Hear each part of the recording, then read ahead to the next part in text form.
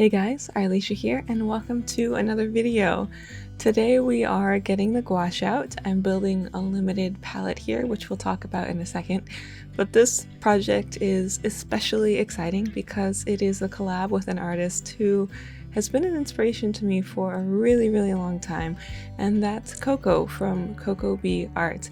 If you're somehow not familiar with her art or her channel, of course I will leave all of her links down in the description. She and I decided to put together this collaborative gouache project. So she and I are both working with the same limited palette on similarly themed paintings. So I'm doing a masculine character with birds, and she is going to be painting a feminine character with fish. And she showed me her finished piece yesterday as of the time of this recording, and it's so gorgeous, you guys. I cannot wait to see her video. She shared a couple little clips for me to share with you guys here, and seriously guys, please do check out her video. I can't wait to see the piece that she has put together.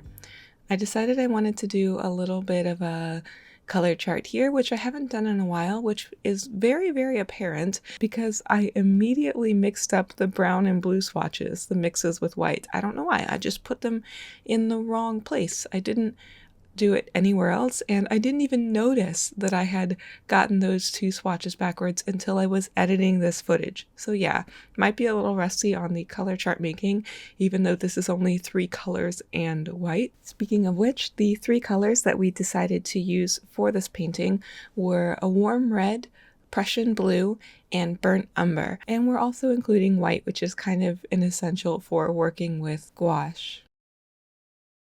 I was originally thinking that I wanted to use the Prussian blue by Arleesha, but it's actually a mix of phthalo blue and a violet pigment, and I didn't really like how that one looked when I was swatching it, so I switched it out for Marie's Prussian blue, which doesn't have any pigment information, probably isn't like a true Prussian blue pigment, but I liked the hue of it better, so I decided to go with that one instead.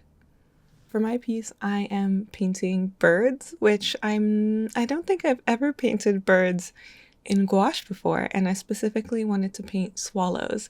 It's funny because we picked the theme of what we wanted to paint before we had picked colors, and it just happened to work out so perfectly, the colors that we picked for painting swallows. I mean, that's like the exact colors you would want to have for painting these birds, and I absolutely love the silhouette of them and the shapes and the combination of colors, and I've been wanting to include other elements in my artwork from time to time, so this was a fantastic push with all of that. I started with a lighter, more watered down wash of color pretty much over the entire thing before I went in with thicker bits of gouache. Before we talk too much about this piece, I want to talk a little bit more about Coco and what she means to me. You guys know when I do collabs, I get really mushy because for me, getting to do what I'm doing alone is a dream, but then also having the opportunity to work with other artists who inspired me and who I have always looked up to as an artist, and now getting to call them a friend and to work with them on projects, like it's mind-boggling. It's absolutely mind-boggling. And if it wasn't for Coco, I wouldn't have gotten into watercolors when I did. Her videos have this calming, healing, therapeutic, meditative quality to them, which is something that I have admired and emulated in small ways in my own content creation process. Coco was the one who showed me that not only could watercolors be an incredible magical thing, but the sharing of that process could be something really special for people. So in a way, if you've ever told me that my videos were calming to you or anything like that, we kind of all have Coco to thank, because her videos really opened my eyes to the power of content and also the power of watercolors. This sounds really corny, but you know, that's just how things go around here. So when she reached out to me and asked if I wanted to do this collab, I was just I was totally floored, you know, and so of course we had to make this happen. We've actually been talking about this project for months now, and with everything that's been going on in the last couple of months, and I took a break in April, it took us a while to get everything finalized and, to make it, to set a date and to figure everything out. But I'm so glad it's finally here, and I'm so glad that I'm getting to share this with you guys. And I hope that you will just go and check out Coco's video and give her all the love and say thank you to her for being awesome, because she definitely is. Okay, oh goodness, I guess we should talk about the piece some more. We also decided that we wanted our pieces to be the same size, so they're both 11 inches by 14 inches, which is pretty large. I'm using a cold press watercolor paper. My original intention with this piece was to have more watercolor-like thinner layers in the background and also for the portrait itself, and then have the birds be more solid and structured in the foreground. And I had so much fun painting these birds. It's a little bit funny because it's definitely not a painting process that I'm very familiar with, and you'll notice as I paint each of these 3 birds that my process changes. In the first one, I was kind of blocking things in a lot. In the second bird, I was laying in colors more wet on wet and going in with thicker gouache a little bit sooner. And then the third bird was kind of a combination of both of those things, where I did really watered down washes and then also some thicker things with more definite brush strokes. And I knew once I had gotten the first layers down on all of the birds that I was going to have to go in and try to use the same technique for all of them. And it was a really, really big learning experience trying to paint something that I was so unfamiliar with. But I think it's a really, really awesome tool to take the time to paint different subject matter, because it forces you, or at least it forced me, to break the figure down, the subject down, into more geometric shapes and see things more in terms of light and shadow, because I don't have, a perfect understanding of bird anatomy. So I couldn't rely on any knowledge like that. Like when I'm painting a face, I have an idea of how different features are shaped, but that's not the case with birds for me generally. I'm just relying on my observational skills and focusing more on the bigger shapes, and I think that that's a really great thing to do. So if you're ever feeling stuck, try painting something else, and animals are really great because there's so much variety in their structure and the shapes, and there's just so much possibility there for exploring these things. It's very, very fun. Coco and I were originally thinking about doing this project with acrylic paints, so we were talking things out there, and then she asked if we could switch to gouache, and it made me really happy because I had been wanting to get my gouache out for a while.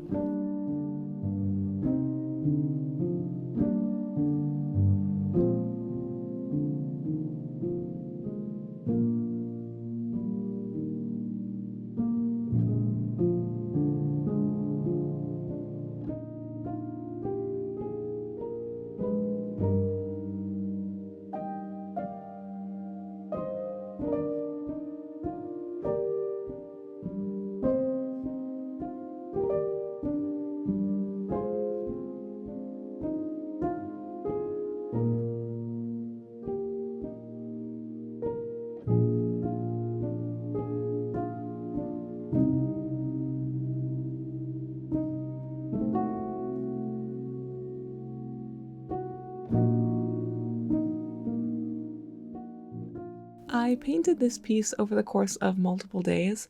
After the first day, I really wanted it to be done just because of the amount of time I had spent on it. It just felt like a comfortable amount of time for me.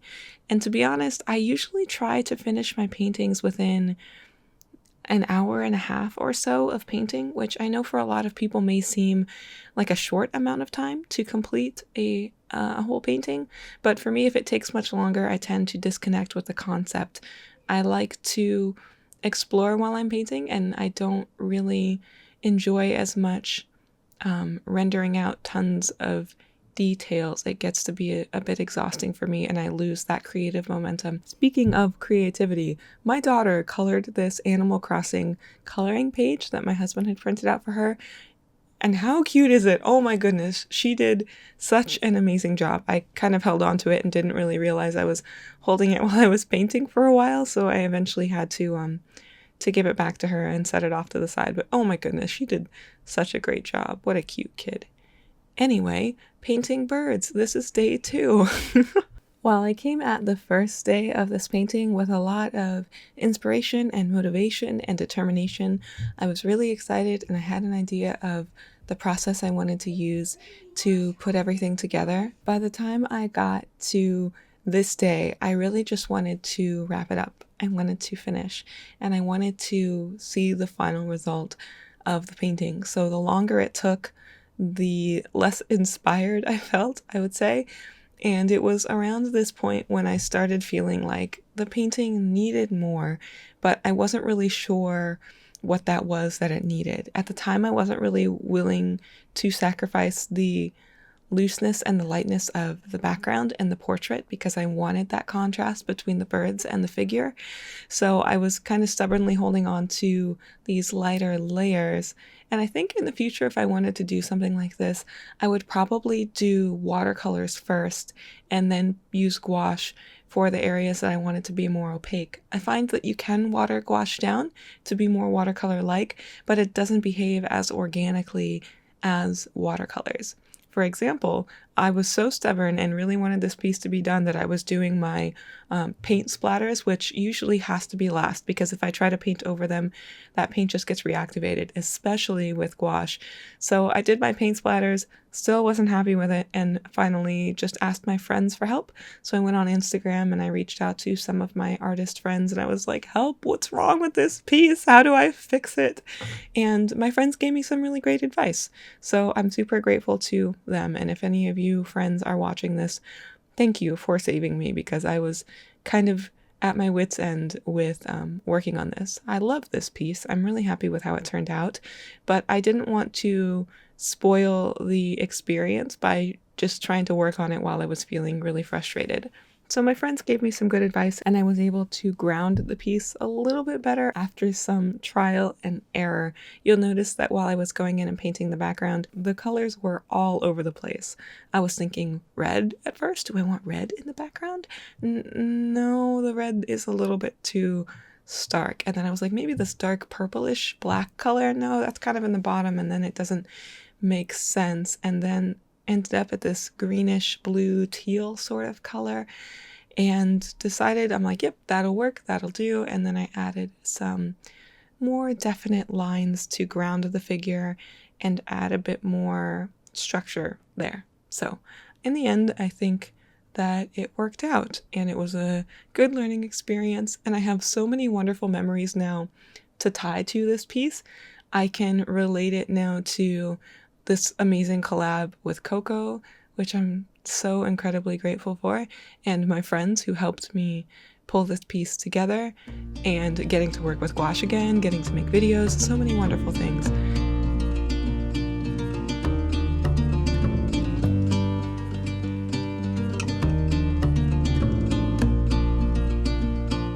And this is about all of the footage I have of me peeling off the tape before my camera battery died. Oops, I am sorry. So we made it. The piece is done. There are some things that are really loose and just tiny bits of structure, and it was really fun. It was a fun experiment. I enjoyed it. I cannot wait to see Coco's video. Oh my goodness, I am so excited.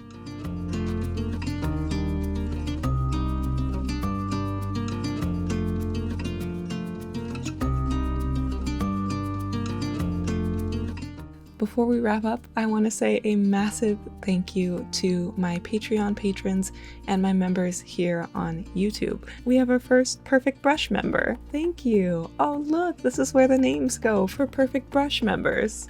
If you're interested in supporting this channel, you can check out Patreon for art-related rewards or YouTube memberships here for video-related rewards like early access to videos and weekly vlogs and things. Thank you guys so much for joining me for this video. Please do go check out Coco's video and her channel.